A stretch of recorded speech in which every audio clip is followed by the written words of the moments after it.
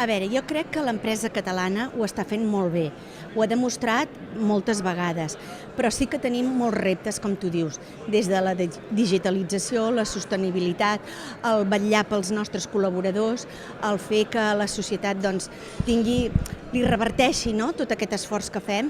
Llavors, evidentment, hi ha grans reptes, la transformació energètica, i tot això hi hem de posar-hi tots molt esforç, no solament l'empresa privada, sinó també l'administració.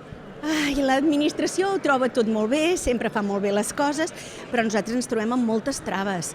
Quan vas a demanar alguna cosa, quan no ens tenen en compte. Jo crec que hi hauria d'haver-hi una relació més intensa, público-privada, perquè així es podrien engegar o endegar projectes molt més grans, i pensar més en la societat, perquè, en fi, al cap, és el que pretenem, Quan tu et decideixes a tirar endavant una empresa i a crear molts llocs de treball, doncs el que vols és això, el benestar de la societat.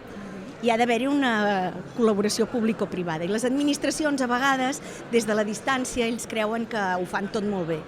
La intel·ligència artificial crec que ens ajudarà molt. Arribarà a grans reptes, medicina, indústria i tal, però sempre ha d'anar acompanyada de la intel·ligència humana.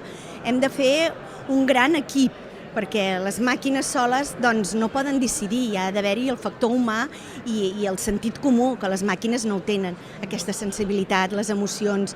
Llavors, hi ha d'haver-hi molt bona sinergia entre intel·ligència artificial i intel·ligència humana. Sí, clar, els nostres clients ens demanen que el producte sigui perfecte, i la intel·ligència artificial ens ajuda a detectar aquell producte que no és perfecte, ens ajuda molt en els processos. Clar, tot això fa que cada vegada siguem més competitius, i evidentment la intel·ligència artificial és un avenç i ens ajudarà a tots els àmbits de la societat.